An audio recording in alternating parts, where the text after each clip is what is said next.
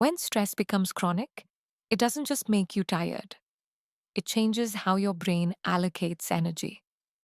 The nervous system is constantly managing limited resources. When it senses ongoing pressure, financial stress, relationship tension, unresolved emotions, internal self judgment, it shifts energy toward protection. Protection always comes before progress. This is why long term stress quietly erodes ambition. You may still care about your goals, you may still think about them every day. But thinking and acting are not the same thing. Action requires surplus energy, and survival mode does not allow surplus. Chronic stress increases cortisol. In short bursts, cortisol is useful, it sharpens focus, it mobilizes energy. But when cortisol remains elevated for weeks or months, it begins to impair higher cognitive functions. Planning becomes harder, creativity declines, emotional regulation weakens. You feel reactive instead of intentional. Over time, the brain prioritizes short term relief over long term growth. That's why scrolling feels easier than building. That's why avoiding a difficult conversation feels safer than having it. That's why procrastination often brings temporary calm. It reduces immediate threat. Your nervous system isn't asking, will this move my life forward? It's asking, will this reduce pressure right now? If avoidance reduces pressure, it gets reinforced. This is how motivational collapse slowly builds, not through laziness, through adaptation. Small, unresolved stresses accumulate like background noise. You don't consciously notice them anymore, but your nervous system does. An unanswered message, a messy room, a financial worry you keep postponing, a task you keep delaying, each one is minor alone. Together, they create a constant low level activation. When activation remains high for too long, the system flips into shutdown. That shutdown is what many people call burnout. Burnout is not simply working too hard. It's operating in fight or flight without adequate recovery until the system can't maintain the intensity anymore. Then it collapses into freeze. In freeze, your body feels heavy. Your thoughts feel foggy. You may sleep more but feel less rested. You want to care, but caring feels exhausting. This is protective numbness. The nervous system has decided that high alert is unsustainable, so it reduces emotional intensity to conserve energy. Unfortunately, it reduces motivation along with it. Many high achievers live in a cycle of fight or flight productivity, followed by freeze burnout. They mistake adrenaline for drive, they push through exhaustion, they override signals, then they crash. True motivation doesn't feel frantic. It feels steady, it's quiet, sustainable, almost boring compared to adrenaline. But steady motivation only exists when safety is consistent. Safety is not the absence of challenge, it is the presence of regulation. You can pursue ambitious goals and still feel safe, but only if your nervous system believes you can handle discomfort without losing connection, stability, or worth. This is where environment matters more than mindset. If you work in a space where you feel judged, rushed, or constantly evaluated, your system stays guarded. If your relationships feel unpredictable, your baseline stress rises. If your internal dialogue is harsh, your body never fully relaxes. Motivation requires psychological safety. Psychological safety means I can try and not be shamed. I can fail and still belong. I can rest and not lose value. I can grow without being attacked. Without these signals, the nervous system conserves. One overlooked factor in motivation is emotional backlog. Unprocessed emotions consume energy. Grief, anger, embarrassment, disappointment, when they aren't acknowledged, they don't disappear. They stay active beneath awareness, quietly draining capacity. You may think you lack motivation for your goals, but your system may be busy holding unresolved experiences. The body keeps the score not as memories, but as tension. Tight shoulders, shallow breathing, clenched jaw, restlessness at night. These are not random, they are indicators of stored activation.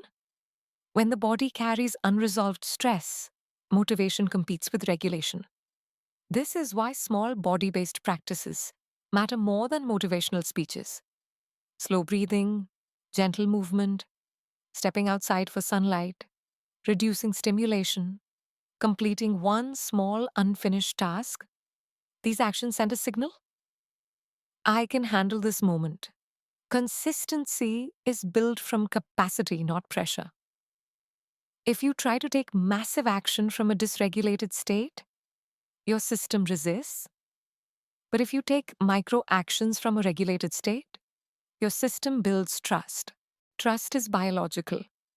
Each time you choose a small task and complete it without overwhelming yourself, your nervous system updates its prediction. Action is survivable. This rewiring is subtle but powerful. Many people sabotage momentum because they escalate too quickly. They feel a burst of motivation and decide to overhaul everything at once. New routine, strict schedule, extreme discipline. The system interprets this as a sudden surge in demand. Demand equals pressure. Pressure equals threat. Threat equals shutdown. Then they conclude they lack discipline. In reality, they exceeded their nervous system's capacity. Capacity expands gradually. Just like muscles strengthen with progressive load, regulation strengthens with progressive exposure. You don't build motivation by demanding more. You build it by stabilizing first. Sleep plays a deeper role than most people realize. When sleep is inconsistent, the nervous system becomes more reactive. Emotional regulation weakens. Small stresses feel larger. Motivation becomes fragile. This is not a character issue, it's neurological. Blood sugar fluctuations can also impact motivation. Long gaps without food increase stress hormones. Dehydration increases fatigue. Lack of sunlight disrupts circadian rhythm. Biology shapes behavior more than mindset ever could. Another overlooked element is social regulation. Humans regulate through connection. A calm conversation, shared laughter, even quiet presence with someone safe can downshift the nervous system. When you feel alone with your goals, everything feels heavier. Isolation amplifies threat. Support reduces it. This doesn't mean you need constant encouragement. It means your system benefits from knowing you're not alone in effort. There's also a hidden difference between inspiration and capacity. Inspiration is mental, capacity is biological. You can feel deeply inspired and still lack the nervous system stability to execute consistently. This mismatch creates frustration. Frustration increases internal pressure. Internal pressure increases threat. Threat reduces capacity, and the cycle continues. Breaking the cycle requires compassion that is grounded in physiology, not emotion alone. Compassion sends a safety signal. When you speak to yourself with patience instead of urgency, your breathing changes, muscle tension decreases, cognitive flexibility increases. You regain access to your thinking brain. Self compassion is not indulgence, it is nervous system regulation. Many people fear that reducing pressure will reduce productivity. The opposite is often true. When pressure decreases, clarity increases. When clarity increases, action becomes simpler. Calm focus outperforms frantic effort. Another key factor is uncertainty tolerance. Your nervous system dislikes unpredictability. When a goal has too many unknowns, your system categorizes it as potential danger. That's why vague ambitions feel overwhelming. Specificity reduces threat. Instead of change my life, define send one email. Instead of get healthy, define walk for 10 minutes. Clarity narrows the field of uncertainty. Narrowed uncertainty reduces activation. This is not lowering standards, it is structuring safety. There is also the role of internal identity. If your self image is built around being inconsistent, unmotivated, or behind in life, your nervous system aligns with that narrative. Identity shapes expectation, expectation shapes behavior. But identity is not fixed. Each regulated action challenges the old narrative. You don't become disciplined by declaring it. You become disciplined by repeatedly acting from safety. Over time, the nervous system begins to expect follow through. Expectation drives motivation more than desire does. This is why building routines in low stress periods is powerful. When you establish habits while regulated, they become associated with safety.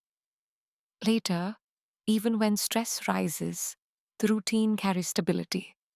Stability breeds momentum. It's also important to recognize the difference between productive discomfort and traumatic overwhelm. Productive discomfort stretches capacity slightly beyond comfort but remains tolerable. Overwhelm exceeds capacity and triggers shutdown. The goal is not to avoid discomfort, it is to stay within tolerable stretch. When you notice your body tensing excessively, your breathing shortening, your thoughts racing uncontrollably, that is a signal to downshift, not push harder. Motivation thrives in a window of tolerance. Inside this window, you feel alert but not panicked, engaged but not frantic, challenged but not collapsing. Learning to recognize this window is a skill. Most people ignore early warning signs until collapse forces rest. Instead,